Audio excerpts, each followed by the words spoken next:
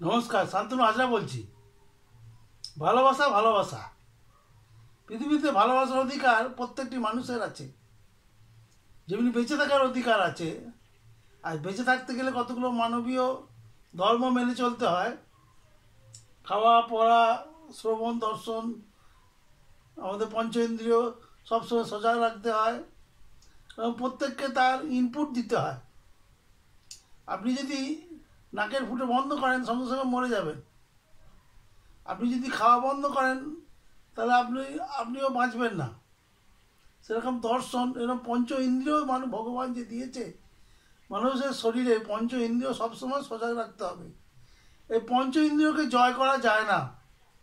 পঞ্চ ইন্দ্রিয়কে জয় করে মানুষ যদি থাকতে পারে, আমাদের শাস্ত্রে লেখা আছে, সেটাকে বলা হয় হৃচ্চিত অবস্থা বা নির্বিকল্প সমাধি। এই নির্বিকল্প সমাধি, এই নামটা আপনারা চেনেন। বালক ব্রহ্মচারীকে নিয়ে বলা হয়েছিল, তার পুলিশের মারে উঠে গেছিল নির্বিকল্প সমাধি।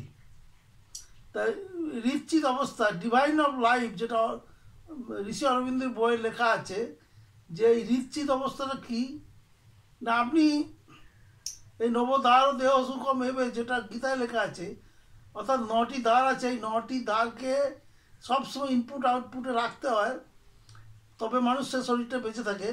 এই 9টি দ্বার যদি আপনি একটাও বন্ধ করে রাখেন, ডিস্টার্ব করেন, তাহলে আপনার বেঁচে থাকা মুশকিল।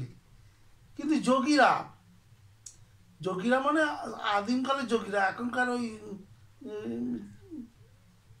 500 বছর আগে অবধি নয়, লক্ষ লক্ষ বছর আগে শোনা কথা, তারা নাকি এই ইন্দ্রিয় জয় করতে পারতো, জিতেন্দ্রিয় ছিল। ওই অবস্থায় তারা বেঁচে থাকতে পারতো, বেশি দিন না, দিন 20 বাঁচত।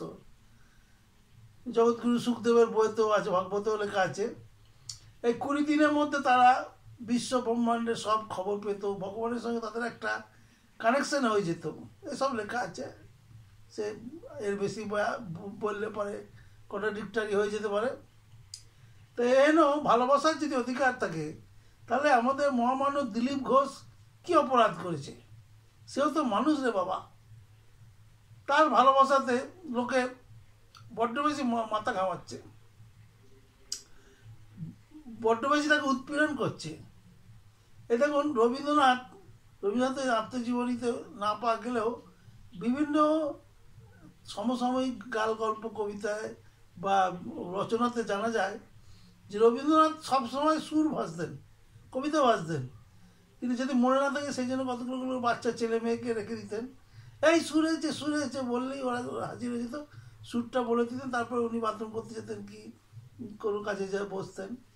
তো রবীন্দ্রনাথের একদিন প্রচুর বাহ্য চেপেছে, আর তখন ওই গানটা, এই সুরটা ওরা এসছে যে ওই মম চিত্তে নীতি নিত্যে কে যে না আছে।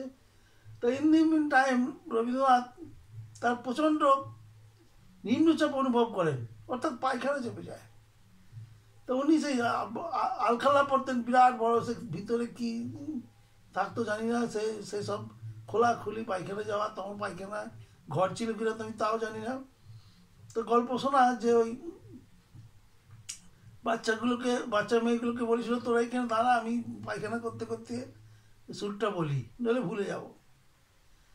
তা আমি এই কথাটা বলছি হাসি মজার জন্য নয়, যে রবীন্দ্রনাথ মানুষ ছিলেন, তারও 10টা মানবিক কাজ ছিল, অর্থাৎ বাথরুম যাওয়া, পায়খানা যাওয়া, চান করা, খাওয়া, ঘুমানো। সেরকম দিলীপ ঘোষেরও আছে, আমারও আছে, আপনারও আছে। তো দিলীপ ঘোষের একটা ভালোবাসার গল্প খুঁজে পাওয়া গেছে প্রমাণ সহ। তো এই নিয়ে চারিধারে হই হই পড়ে গেছে। এটা কি ঠিক? এটা ঠিক নয়। ভালোবাসার অধিকার, সহবাসের অধিকার সবারই আছে, সব মানুষেরই আছে। দিলীপ ঘোষ কেন সেখান থেকে বঞ্চিত হবে? মানুষকে একটা জিনিস মাথায় রাখতে হবে, যে দিলীপ ঘোষ কে। যদিও দিলীপ ঘোষের পথের আমি অনুসারী নই। দিলীপ ঘোষ হলো সেই মানুষ, যখন মহামাটি মানুষের সরকারের